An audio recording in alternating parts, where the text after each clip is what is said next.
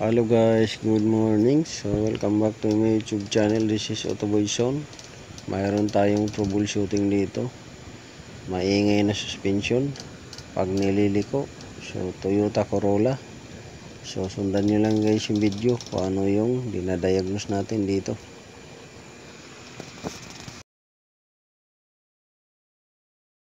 Masikip siya. So nahirapan ako magtanggal. So ito yung CV joint outer. Ito sa kanan to. Sa kanan. Tanggal ko na. Yung mahaba na to sa kanan. Yan. Sa kanan niya na CV joint. Yung mahaba. Ito. Maiksi sa kaliwa. So ito yung sinasabi ko na sumikip siya. Yung inner. Yan. So yan yung inner CV joint. Sumikip siya kaya tagal natanggal. Pati ito sa kabila. Ayun. So matagal siya natanggal dahil sumikip. Ayun.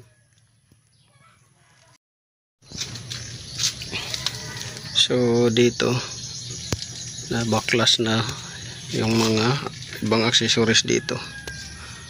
Baklas na. Tapos yung steering rack, ayan, yung outer seal ang tumutulo, yung lumulusot yung fluid sa outer seal. Tapos ito kailangan palitan na. Wala na, sobrang lambot na sir, grabe ng lambot nito. Tie rod end inner, wala na, umaalog na yung niya, may clearance na sa loob. Ito, ayan, sobrang lambot na, may clearance na. Tapos dito sa kabila ganun rin.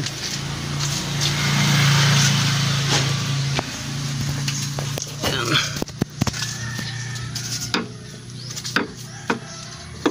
Ayan.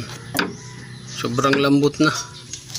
Malambot na siya. Kailangan na palitan na rin yan.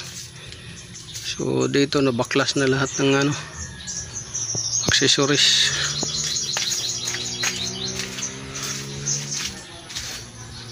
Tapos ito belt nya,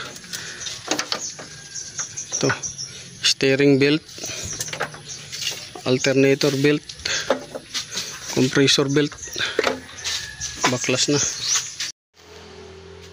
So yan, baklas na yung dito para ma-access yung tie rod end inner at saka yung hose.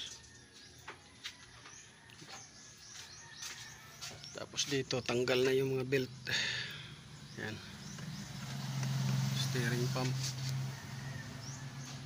So yung steering pump ready na ibaba yan. Tanggal na yung bolt, ibababa na lang.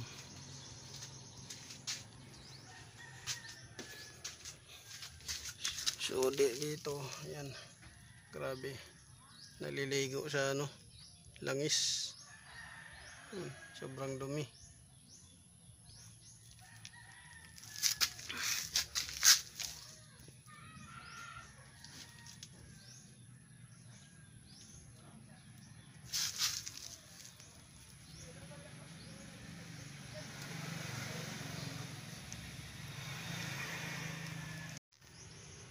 Tapos yung sinasabi ko sa inyo sir na hose na galing sa steering na tumutulo dahil sira na yung crimp nya.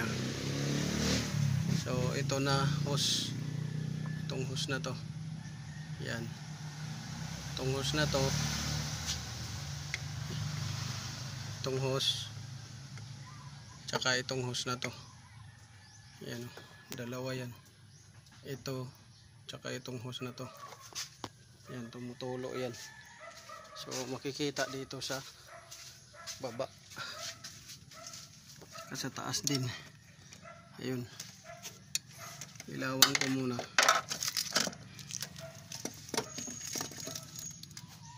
Ayun. So ilawan ko muna dito. Ayan.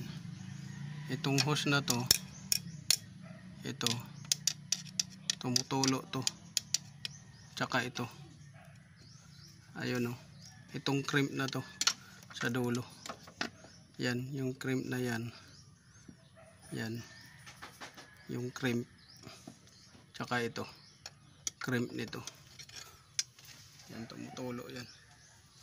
So kailangan palitan siguro na lang yan kung may available. Kung hindi naman, magpapakrimp na lang siguro. Kasi bukod sa masikip siya, kung i-repair kasi yan sir, baka bumalik, tumulo. Marami tatanggalin uli bago ma-access yan. So pwede rin repairin muna pagka tumulo. Nasa inyo na lang kung repair lang muna, tapalan. Pagka tumulo, yun yung problema, babalik ulit. Tapos yung wiper blade, ito nakabit na bago, left and right nakabit na yung bago. Yung luma nandun na sa likod, so nakabit na yan, bago na yan sir.